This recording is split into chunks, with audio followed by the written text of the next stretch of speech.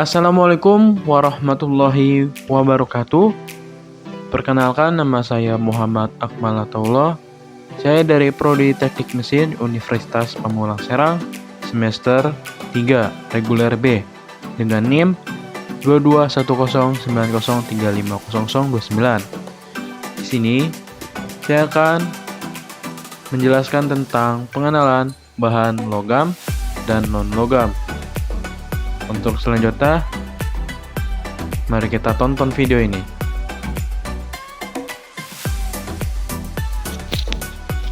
Nah, ini adalah penemu logam, yaitu yang bernama Johannes Gutenberg.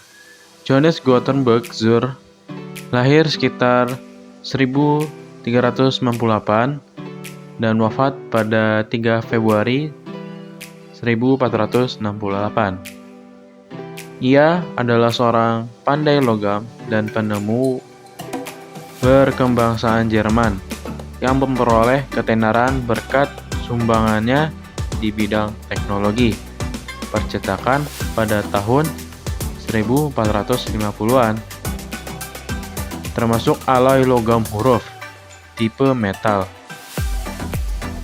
dan tinta berbasis minyak, cetakan untuk mencetak huruf secara tepat, dan sejenis mesin cetak baru yang berdasarkan pencetakan yang digunakan dalam membuat anggur.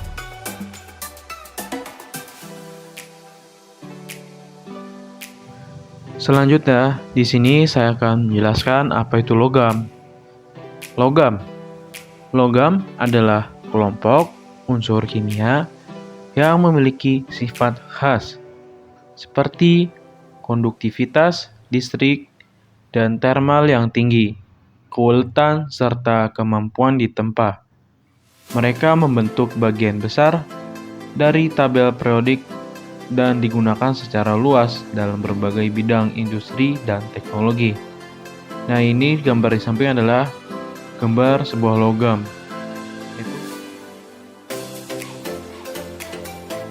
Selanjutnya adalah gambar tabel periodik unsur.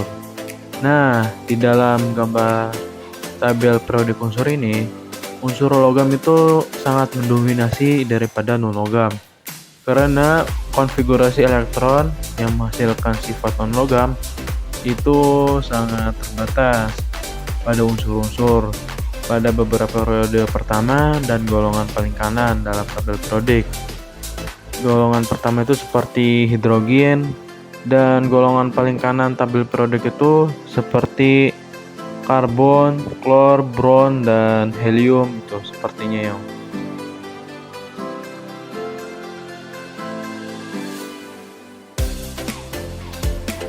Nah, selanjutnya saya akan menjelaskan karakteristik bahan logam.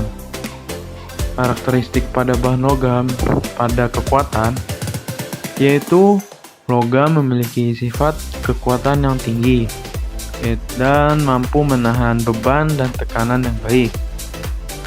Selanjutnya, konduktivitas. Konduktivitas pada logam adalah konduktor listrik dan panas yang sangat baik dan sering menjadikan efisiensi untuk aplikasi yang membutuhkan sifat ini. Selanjutnya, keuletan. Nah, keuletan ini logam dapat dibentuk dengan mudah, yaitu dengan cara ditempa dan dirol menjadi berbagai bentuk tanpa patah.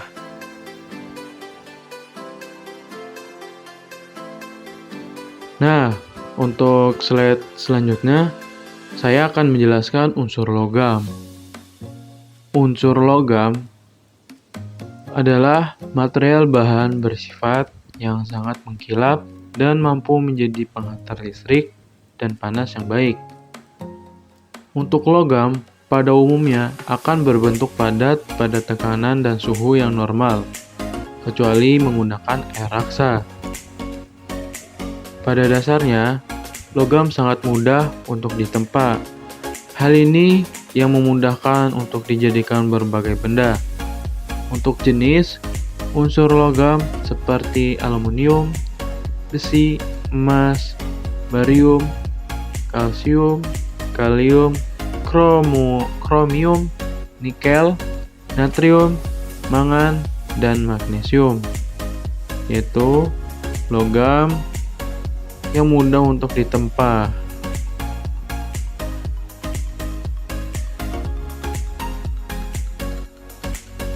Nah, yang ini adalah lanjutan dari slide sebelumnya, yaitu unsur logam. Ini saya akan menjelaskan tentang unsur semi logam. Nah, tak hanya ada unsur logam dan logam saja. Satu unsur lainnya yaitu semi logam. Unsur ini pada umumnya masih memiliki sifat logam yang dikenal dengan metalloid. Nah, pada unsur ini biasanya memiliki sifat konduktor yang mana tidak dapat menghantarkan listrik pada suhu yang rendah, namun akan menjadi sangat baik apabila berada pada suhu yang tinggi.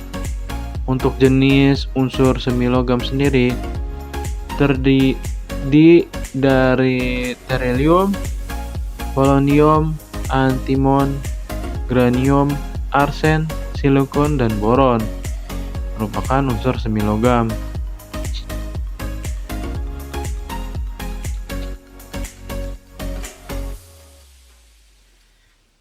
Nah, yang terakhir ini adalah unsur non-logam. Pada unsur ini, logam tidak memiliki sedikit pun sifat logam. Kebanyakan unsur non-logam ini memiliki ciri fisik dan bentuk yang berbeda satu sama lainnya. Umumnya unsur non-logam berbentuk gas seperti layaknya oksigen. Ada yang berwujud cair seperti bromium. Selain itu, ketika unsur non-logam berwujud padat, maka teksturnya getas dan keras. Untuk jenis unsur non-logam seperti oksigen, iodin, silikon, neon, nitrogen, karbon, klorin, helium, hidrogen, fosfor, klor, belerang, dan bromin merupakan unsur non-logam.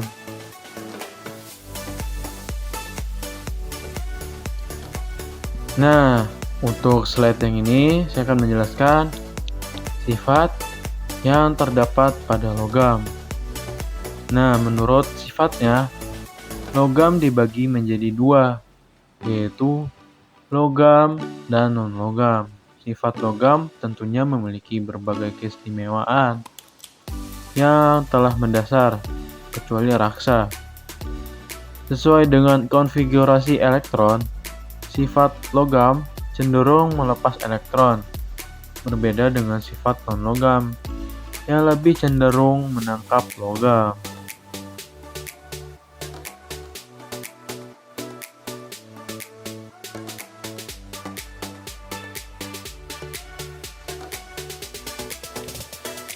Nah, selanjutnya saya akan menjelaskan tentang sifat-sifat yang dimiliki oleh logam. Yang pertama yaitu memiliki tingkat kekuatan dan kekerasan yang berbeda. Karena apa? Karena tiap jenis logam umumnya memiliki tingkat kekerasan yang berbeda. Umumnya, kekerasan dapat ditingkatkan secara tercampur logam dengan lainnya.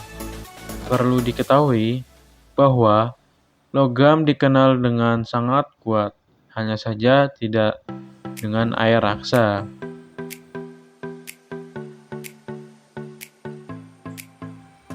Oke, untuk slide ini pada sifat-sifat logam yaitu dapat dengan mudah untuk ditempa.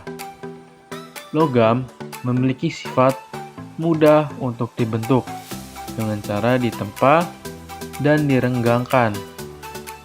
Adanya sebuah elektron valensi membuat logam menjadi mudah bergerak dalam kristal.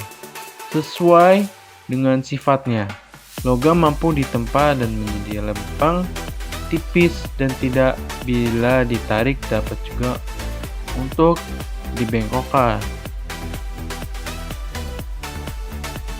Nah, dalam proses penempaan ini yaitu proses sebuah deformasi yang dimana Benda kerja ditekan di antara dua dai. Dua dai itu adalah benda yang sangat keras ya atau padat. Penekanan ini dapat dilakukan dengan tekan kejut atau tekan berangsur-angsur. Contohnya itu dalam proses pembuatan pedang, pisau, ataupun golok. Biasanya banyak digunakan dengan cara ini.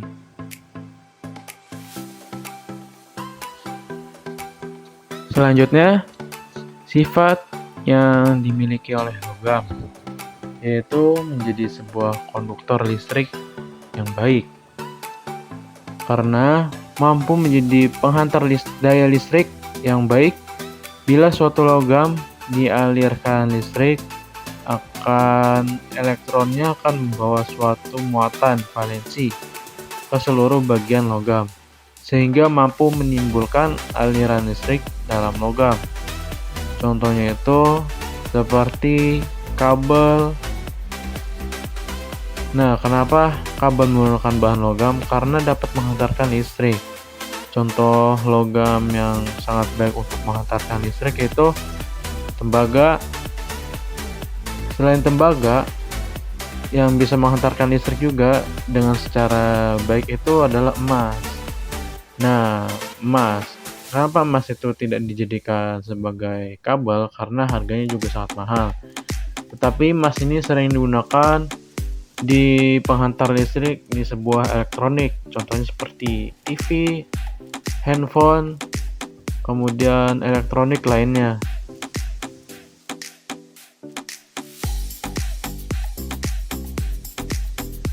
Nah, kemudian sifat logam selanjutnya yaitu logam itu mampu menghantarkan panas.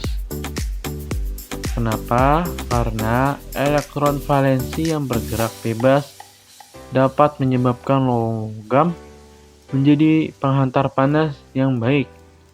Apabila suatu jenis logam dan sisinya dipanaskan, maka elektron yang ada akan menerima panas, sehingga mampu menyebabkan logam menjadi penghantar listrik ataupun panas. Semakin energi kinetika bertambah dan bergerak dengan cepat, maka semakin baik. Nah, dalam kasus ini mampu menghantarkan panas ini contohnya seperti panci ataupun kenceng yang di rumah yang digunakan untuk masak. Itu rata-rata terbuat dari bahan logam. Nah, tidak hanya menghantarkan listrik juga ya, ternyata logam ini dapat menghantarkan panas yang sangat baik.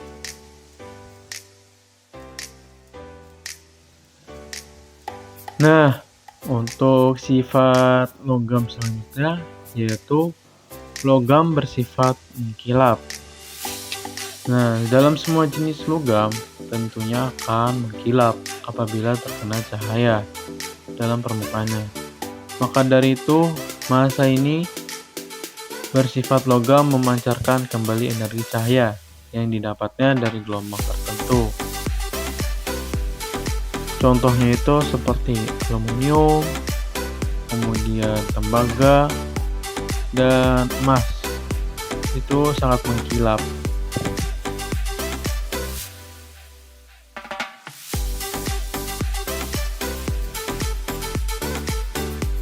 Dalam slide ini, saya akan menjelaskan pengelompokan logam secara umum.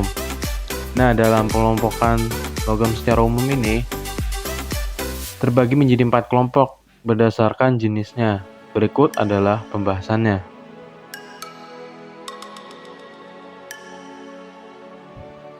Oke, dalam jenis logam yang saya akan jelaskan, yang pertama adalah logam berat. Logam berat dalam kelompok ini secara umum berasal dari logam secara keseluruhannya.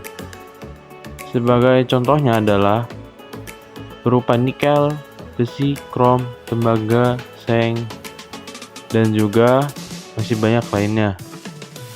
Dan apa sih manfaat logam berat? Yaitu dapat digunakan kerja sistem misalnya seng, tembaga, besi, dan beberapa unsur lainnya seperti kolbat, mangan. Digunakan dalam instruksi logam sebagai pelapis, pengeras, campuran logam, bantalan logam, pembuatan solder, baterai, ekstraksi logam mulia. Nah, di dalam logam berat ini mempunyai limbah logam berat. Nah, apa aja sih limbah logam berat? Dalam limbah logam berat ini yaitu ada arsen, kadium, krom, timbal, dan tembaga. Nah, logam berat ini bahaya nggak sih sebenarnya? Nah, logam berat yang menumpuk dalam tubuh merupakan salah satu penyebab penyakit degeneratif utama atau kanker. Nah, jadi logam berat itu mempunyai bahaya bagi tubuh. Seperti itu menyebabkan penyakit degeneratif atau kanker berupa beracun yang pada tubuh manusia, yaitu arsen, kadium yang tadi, arsen, kadium, krom, timbal, dan tembaga. Jadi itu sangat berbahaya. Nah, logam berat ini memiliki ciri-ciri. Yang pertama itu mempunyai densitas lebih besar dari 5 gram cm kubik dan mempunyai nomor atom 22 sampai 92 yang terletak pada periode 3 sampai periode 5 dalam susunan berkala. Nah, logam berat ini jarang sekali berbentuk atom sendiri di dalam air, tetapi biasanya terikat oleh senyawa sehingga berbentuk molekul. Nah, yang selanjutnya adalah logam ringan. Dalam kelompok logam ringan, tersusun dari logam juga hanya saja tidak tersusun sepenuhnya atau juga bisa dikatakan bahwa logam penyusunnya ringan. Contohnya logam ringan ini seperti magnesium, aluminium, titanium, kalsium, natrium, barium, dan kalium. Kenapa sih bisa disebut dengan logam ringan? Karena logam ringan adalah logam dengan kerapatan yang relatif rendah. Contohnya itu magnesium yang tadi. Nah, untuk selanjutnya logam tahan api. Adapun yang dimaksud dengan logam tahan api adalah jenis logam ini mampu menahan atau mampu terhadap api dengan kisaran suhu tertentu. Contoh dari logam tahan api ini adalah titanium, zirconium, wolfram, dan mobil. Kenapa disebut dengan logam tahan api? Karena kelas logam ini sangat tahan panas dan kehausan. Contohnya itu adalah titanium. Nah, titanium ini tidak tahan api saja, dia juga dapat tahan korosi. Meskipun terkena air laut selama lebih dari 3 tahun, titanium menyerupai logam transisi lainnya seperti besi dan nikel karena keras dan tahan api. Titanium ini memiliki kekurangan dan kelebihan. Meskipun kelebihannya tahan api dan tahan korosi, titanium ini memiliki kekurangan. Meskipun produk yang sangat berguna dalam banyak manfaat, ada beberapa kelemahan titanium, yaitu karena dianggap langka, maka dari itu harganya akan melonjak naik atau lebih sedikit mahal daripada logam tahan api lainnya. Nah, yang selanjutnya logam mulia. Logam mulia ini biasanya jenis logam ini sering dipakai dan digunakan untuk perhiasan atau peralatan lainnya. Tak hanya untuk jenis logam mulia ini biasanya diberikan harga yang cukup mahal.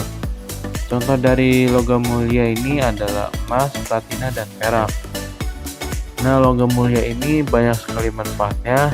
Tidak hanya menjadi sebagai perhiasan, tetapi bisa digunakan sebagai penghantar listrik yang saya jelaskan tadi. Penghantar listrik yang paling baik itu adalah emas. Ini biasanya kita temukan di peralatan elektronik. Contohnya seperti TV, handphone, Eh,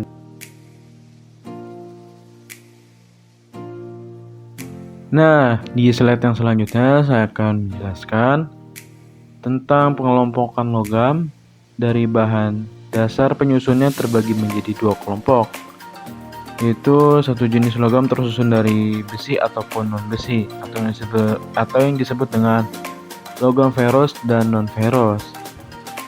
Saya akan menjelaskan logam besi, ferrous. Jenis logam yang paduannya terdiri dari bahan penyusunnya berupa campuran unsur karbon dengan besi.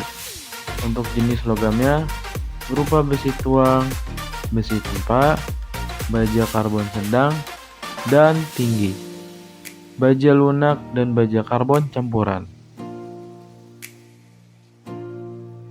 Selanjutnya, saya akan menjelaskan apa itu logam non-besi. Logam non-besi atau non-ferrous itu jenis logam yang memiliki paduan atau campuran mengandung besi, yaitu campuran antara besi dan non-besi. Contoh dalam logam ini diantara lainnya adalah aluminium, tembaga, timbal, dan timah. Oke, slide selanjutnya saya akan menjelaskan contoh jenis logam dan fungsinya. Seperti yang sudah dijelaskan, bahwa logam memiliki banyak sekali jenis dan pengelompokannya. Maka tak heran jika logam merupakan unsur yang memiliki jumlah yang paling banyak di bumi. Namun, setiap jenis logam memiliki kegunaannya masing-masing. Berikut adalah beberapa jenis logam yang sering digunakan dalam kehidupan sehari-hari. Saya akan jelaskan slide per slide. Oke, saya akan menjelaskan slide pertama yaitu tentang seng. Seng ini memiliki lambang kimia di tabel periodik yaitu Zn. Seng adalah logam yang memiliki warna putih kebiruan, di mana berasal dari sebuah mineral safralit. Biasanya, seng digunakan untuk melapisi besi agar tidak mudah berkarat atau galvanisasi. Selain itu, seng juga bisa digunakan untuk baterai listrik dan sebagai atap-atap rumah yang sering kita lihat. Slide selanjutnya, saya akan menjelaskan apa itu tembaga. Tembaga merupakan logam yang memiliki ciri khas dengan warnanya yang kemerah-merahan. Selain itu, logam ini mudah dibentuk, umumnya digunakan untuk membuat kabel listrik, alat kuningan, perunggu, kopru nikel, dan tangki air panas. Nah, tembaga ini sering digunakan sebagai contoh alat elektroniknya itu dalam kelistrikan seperti colokan ataupun stok kontak. Karena tembaga memiliki daya penghantar listrik yang baik. Oleh karena itu, tembaga ini sering digunakan sebagai bahan dasar pembuatan kabel juga. Slide selanjutnya saya akan menjelaskan aluminium. Aluminium mempunyai ciri fisik berupa warnanya yang putih keperak-perakan, sangat ringan dan juga tahan terhadap korosi. Aluminium ini berasal dari sebuah biji bauksit yang didapat dari proses elektrolisis. Aluminium sering dipakai untuk kabel listrik di udara, kapal, pesawat terbang, mobil, dan botol minuman kaleng. Ya karena tahan karat atau korosi dan bahannya itu sangat ringan. Kemudian saya akan menjelaskan timah. Timah merupakan sebuah logam lunak yang mana sangat mudah untuk dibentuk dan memiliki warna yang putih keperakan. Warnanya ini sama dengan seperti titanium. Nah, timah ini sering digunakan untuk menyepuh sebuah baja dan menghentikan sebuah korosi pada alat perunggu. Nah, timah ini contohnya sering kita temui itu penggunaannya dalam pada saat kita menyolder itu menggunakan timah. Kemudian timah juga bisa sebagai berat gitu. Pada saat kita mancing tuh pemberatnya itu dari bahan timah. Oke, selanjutnya saya akan menjelaskan apa itu titanium.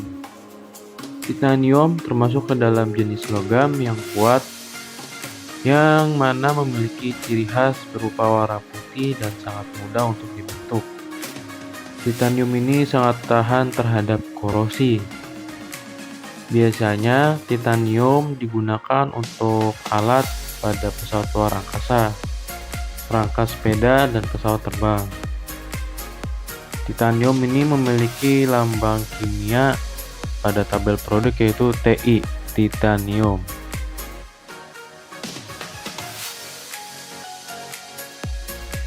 Slide selanjutnya, di sini saya akan menjelaskan apa itu besi. Besi adalah jenis logam ini memiliki ciri fisik berupa warnanya abu keputihan. Besi dihasilkan dari sebuah proses peleburan biji hermanit. Besi umumnya dimanfaatkan untuk bangunan dan alat baja. Nah, besi ini sering kita temukan pada kita kerja di bengkel, itu contohnya seperti kunci pas, kunci sok, dan kunci-kunci yang lainnya yang mengandung unsur besi. Oke, pada slide yang ini saya akan menjelaskan tentang pengertian baja. Baja merupakan logam yang sangat banyak digunakan dan berperan penting dalam sektor industri. Hal ini karena pada penyusunnya baja terdiri dari alat besi dan karbon, yang dimana kedua bahan tersebut sering dibutuhkan dalam perindustrian. Nah, baja ini kenapa sering digunakan? Karena baja ini memiliki tahan atau kekuatan yang sangat kuat di antara logam besi-besi yang lainnya. Nah, contoh logam baja ini kita sering temukan di sebuah konstruksi. Contohnya itu habim atau tiang-tiang listrik atau apapun itu pasti menggunakan baja, karena selain tahan karat atau korosi dalam jangka waktu yang lama, baja ini dapat menahan beban atau pressure atau tekanan yang sangat kuat agar bangunan itu tetap kokoh dan berdiri tegak. Nah, selanjutnya saya akan menjelaskan apa itu emas. Emas adalah logam yang termasuk logam mulia. Emas memiliki sifat yang sangat lunak dan memiliki warna kuning terang. Pastinya Gramades sudah tahu bahwa emas sering dimanfaatkan untuk perhiasan dan elektronik. Nah, dalam perhiasan ini kita bisa berupa emas batangan, cincin, kalung, ataupun perhiasan yang lainnya. Dan untuk contoh elektronik itu kita sering temukan pada sebuah komponen handphone, TV, remote, ataupun elektronik lainnya. Itu terdapat unsur-unsur emasnya, karena sebagai penghantar listrik yang baik, sangat baik, itu adalah emas. Karena itu harga emas juga sulit untuk didapatkan, maka emas itu nilai harga jualnya itu sangat tinggi dibanding besi atau unsur logam lainnya. Nah, tadi saya udah menjelaskan pada unsur-unsur logam ya, jenis dan klasifikasinya dan serta fungsinya. Nah, di slide yang ini saya akan menjelaskan tentang non-logam. Apa sih itu non-logam? Nah, non-logam adalah unsur kimia yang memiliki sifat-sifat berbeda dari logam, seperti konduktivitas listrik dan panas yang rendah, kerapuhan, dan ketidakmampuan untuk berkilau. Mereka dapat ditemukan dalam berbagai keadaan materi, gas, cair, dan padat. Biasanya terletak di sisi kanan tabel periodik. Non-logam cenderung memiliki elektronegativitas tinggi, membentuk senyawa kovalen dan sering kali berperan penting dalam proses kimia dan biologis. Contoh umum non-logam termasuk hidrogen, karbon, oksigen, dan halogen. Yang di samping ini adalah jenis benda non-logam. Contohnya ini seperti plastik, kemudian styrofoam ataupun kayu, termasuk bahan non-logam. Nah, ini dia tabel periodik unsur. Nah, unsur logam itu adalah yang paling kiri dan bawah, yaitu sangat mendominasi, yang warna merah, kuning, sampai oranye. Dan yang unsur non-logam itu ditemukan di sebelah kanan tabel periodik, yaitu pembatasnya itu yang ada garis-garis hitamnya ke kanan itu adalah unsur non-logam. Seperti contohnya hidrogen, boron, karbon, nitrogen, silikon, klor, dan masih banyak lainnya. Nah, sekarang saya akan jelaskan karakteristik bahan non-logam. Dalam kekuatannya, bahan non-logam banyak seperti keramik dan kaca itu cenderung rapuh dan mudah pecah pada saat terkena tekanan atau berbenturan, atau tekanan pressure yang sangat kuat. Keramik itu tidak dapat menahannya dan dapat menyebabkan pecah. Kemudian konduktivitas. Nah, dalam bahan non-logam ini pada umumnya merupakan isolator listrik dan thermal kurang baik. Contohnya adalah kayu, karet, plastik, dan tidak dapat menghantarkan listrik atau panas dengan baik. Bahkan tidak dapat menghantarkan listrik itu sebagai konduktor. Contohnya itu karet itu sebagai pelapis dalam pembungkusan kabel. Kemudian keuletan. Nah, bahan non-logam ini seperti karet dan beberapa plastik memiliki sifat elastis dan fleksibilitas yang membuat mereka dapat meregang dan kembali ke bentuk semula dan dapat dibentuk secara mudah ya. Nah, sekarang saya akan menjelaskan sifat-sifat yang mendasar pada berbagai non-logam. Nah, saya akan menjelaskan konduktivitas pada non-logam. Non-logam umumnya bukan konduktor listrik dan panas yang baik. Mereka cenderung menjadi isolator atau semikonduktor. Contohnya ini seperti botol plastik. Nah, selanjutnya saya akan jelaskan bentuk fisik pada non-logam. Non-logam bisa ada dalam berbagai bentuk fisik pada suhu kamar, termasuk padat seperti belerang dan fosfor, cair kalau seperti borin, dan gas seperti oksigen dan nitrogen. Nah, dalam bahan non-logam ini sifat fisiknya tuh bermacam-macam ya, dari padat, cair, dan gas. Kalau cairnya itu seperti bromin. Kemudian kalau padat itu seperti belerang dan fosfor. Kemudian di gas itu ada oksigen dan nitrogen. Itu merupakan adalah bentuk fisik pada unsur non-logam. Oke, selanjutnya itu penampilan pada non-logam. Penampilan pada non-logam biasanya tidak mengkilap, memiliki penampilan yang kusam atau transparan. Contohnya ini botol plastik atau minuman ya. Dan botol-botol plastik ini, non-logam ini memiliki kelemahan yaitu dapat menimbulkan limbah sampah contohnya.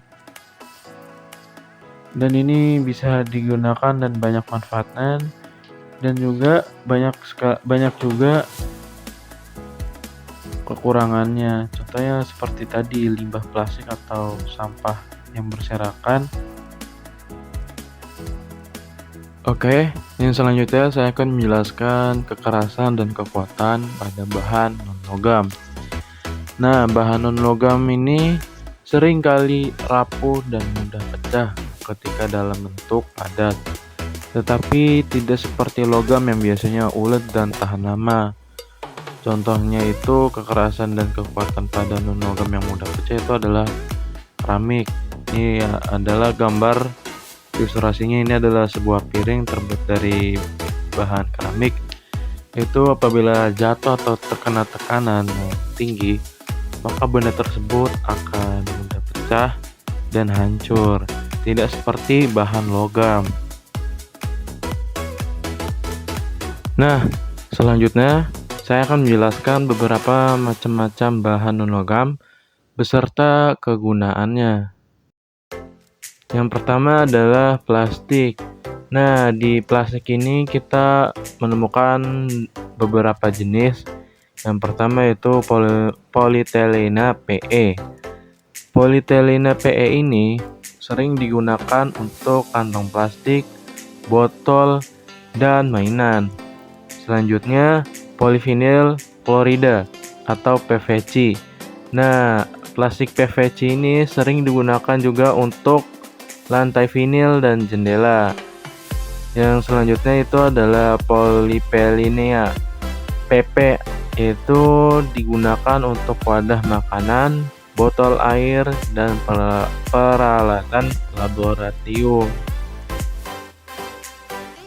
Plastik ini juga banyak manfaat seperti yang tadi saya sebutkan, dan mempunyai juga kekurangan, yaitu dapat menimbulkan sampah atau limbah yang apabila jika tidak kita manfaatkan atau kita tidak didaur ulang, maka plastik ini dapat menyebabkan timbulnya masalah seperti bencana alam, yaitu banjir.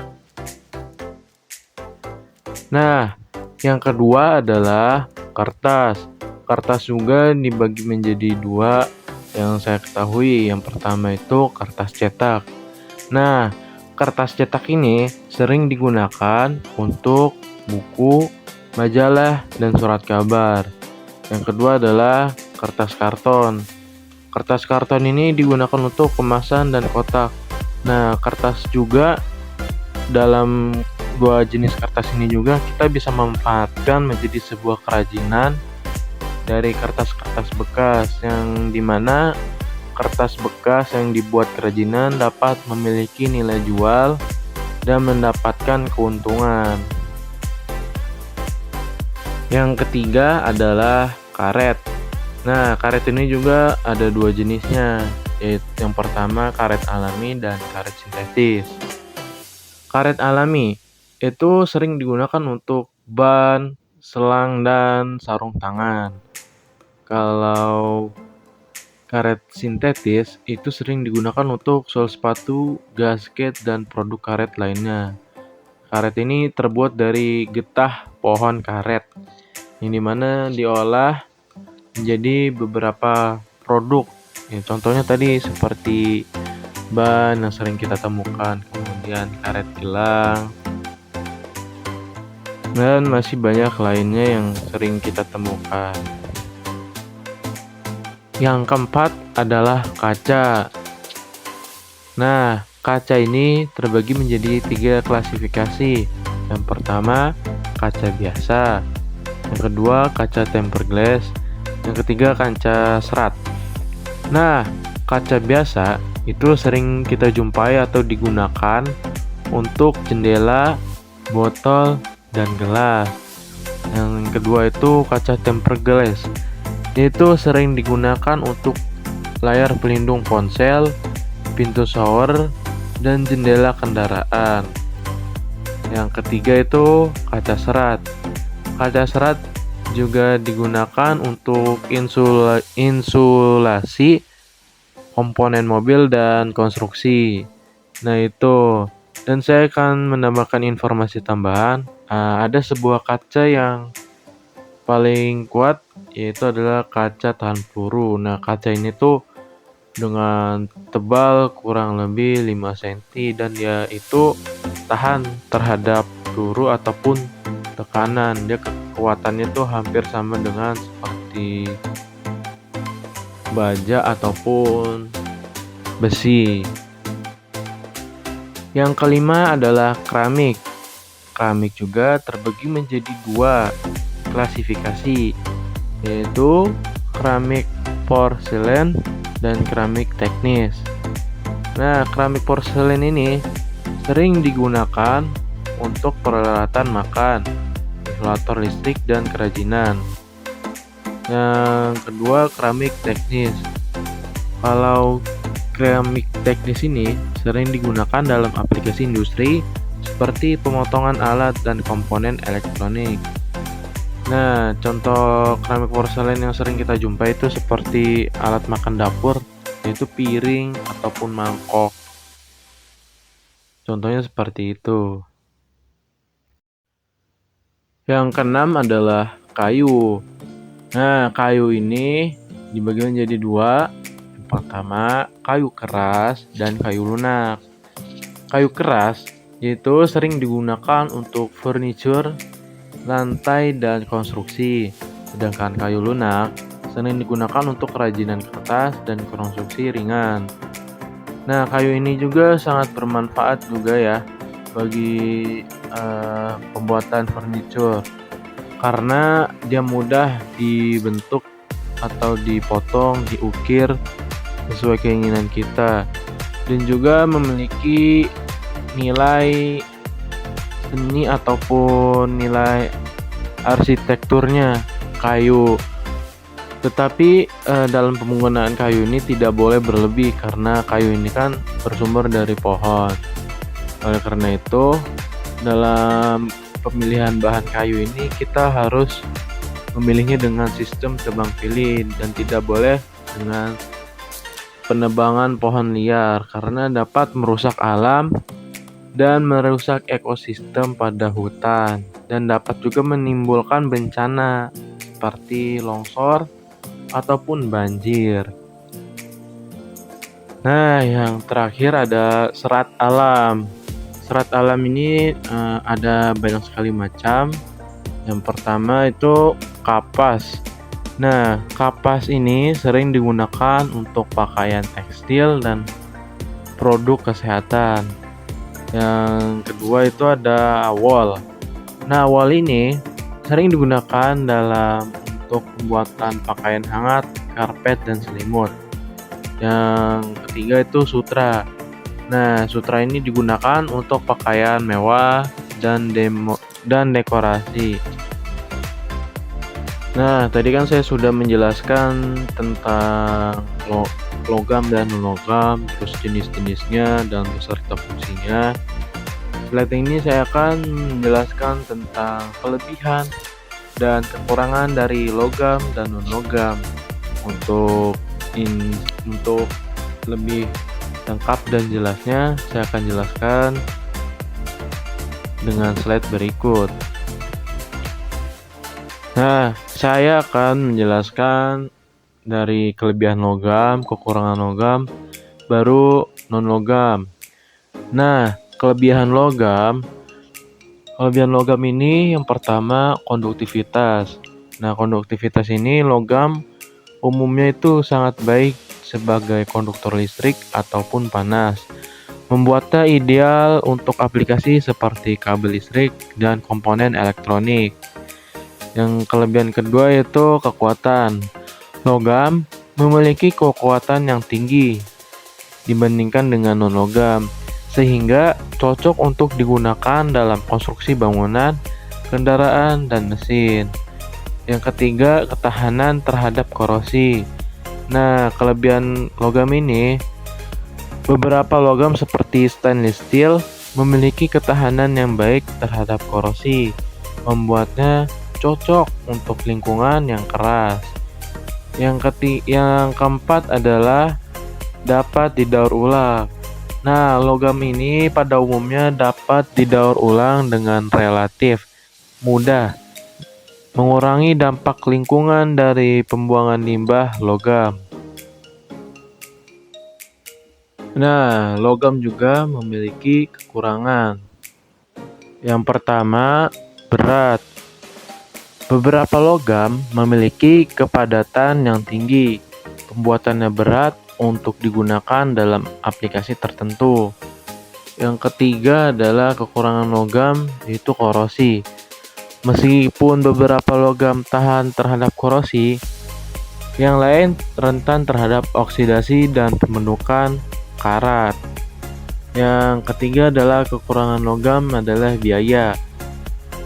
Logam atau logam tertentu terutama yang langka dan sulit diproses dapat mahal dalam penggunaannya. Contohnya seperti emas. Biayanya itu sangat mahal karena sulit untuk diproses dan langka dalam menemukan emas. Oke, tadi saya sudah menjelaskan kelebihan dan kekurangan pada logam. Selanjutnya saya akan menjelaskan kelebihan dan kekurangan pada non-logam. Yang pertama saya akan jelaskan dulu kelebihan pada non-logam. Yang pertama, insulasi. Non-logam umumnya baik sebagai isolator dan thermal seperti yang ditemukan dalam karet, plastik, dan keramik. Yang kedua, kelebihan non-logam yaitu kerapatan rendah. Non-logam sering memiliki berat jenis yang lebih rendah daripada logam, membuatnya lebih sering dan mudah diproses. Yang ketiga itu kelebihan non-logam pada korosi.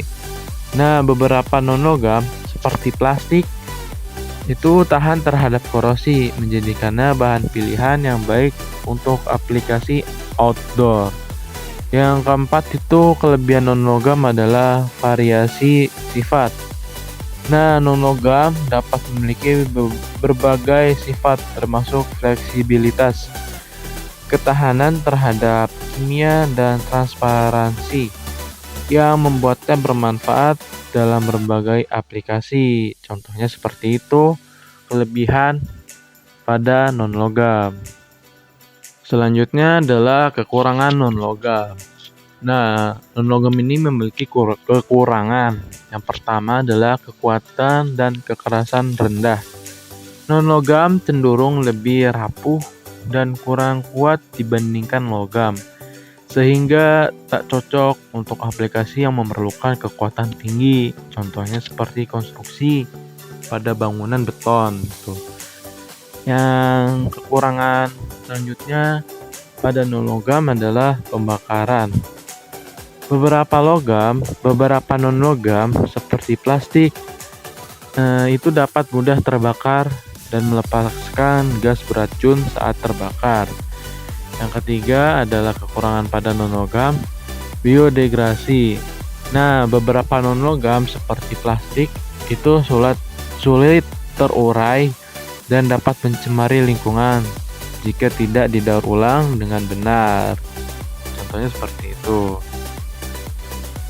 Nah, tadi saya sudah menjelaskan kelebihan dan kekurangan pada logam dan non-logam. Nah, selain itu juga dalam perkembangan dan inovasi saya akan menjelaskan logam dan non-logam. Yang pertama, material komposit. Nah, material komposit ini adalah kombinasi logam dengan non-logam. Dalam bentuk komposit dapat menggabungkan keuntungan dari kedua jenis material. Contohnya adalah serat karbon yang diperkuat dengan resin, epoksi untuk membuat material yang ringan namun sangat kuat. Yang kedua itu perkembangan dan inovasi pada logam dan non-logam adalah nanoteknologi. Nanoteknologi ini itu sering digunakan atau telah membuka pintu untuk perkembangan material baru dengan sifat-sifat yang unik. Misalnya penggunaan nanotub karbon dalam peningkatan kekuatan material komposit dan dalam aplikasi elektronik. Nah, logam dan non-logam memiliki tantangan dan solusi. Tantangannya itu pengolahan pada limbah. Nah, pengolahan pada limbah ini logam menjadi masalah besar, tetapi didaur ulang dapat mengurangi dampaknya terhadap lingkungan. Pemanfaatan teknologi daur ulang semakin penting untuk meminimalkan limbah logam. Dan solusi untuk tantangan tersebut yaitu ketahanan terhadap lingkungan. Kita harus menciptakan logam yang ketahanan terhadap lingkungan. Pengembangan material yang lebih ramah lingkungan, baik dari segi produksi maupun pemrosesan, menjadi fokus utama untuk mengurangi jejak karbon dan dampak negatif lainnya. Nah, tadi kan saya sudah menjelaskan tentang pengertian, jenis-jenis, klasifikasi, terus juga kegunaannya, dan tantangan dan solusi. Cukup mungkin saya akan memberikan sedikit kesimpulan. Nah, kesimpulan saya yang dapat saya sampaikan dari materi yang saya sampaikan tadi, bahwasannya untuk membedakan logam dan non-logam itu sangat mudah. Yang pertama, logam itu lebih keras dibandingkan dengan non-logam. Bahan ini lebih keras terhadap pressure ataupun tekanan. Yang kedua itu logam ini memiliki berat yang lebih daripada non-logam. Itu logam lebih berat dibandingkan dengan non-logam. Mungkin itu. Dalam pemilihan antara logam dan non-logam itu tergantung pada aplikasi spesifik dan kebutuhan sifat material. Logam sering digunakan untuk kekuatan dan konduktivitasnya, sementara non-logam sering dipilih untuk insulasi dan ringannya. Perkembangan teknologi terus memperluas batas-batas ini dengan pengembangan material komposit dan teknik pengolahan yang baru. Mungkin cukup sekian, kurang lebihnya mohon maaf. Bila ada kesalahan, mohon dikritik ataupun saran. Terima kasih.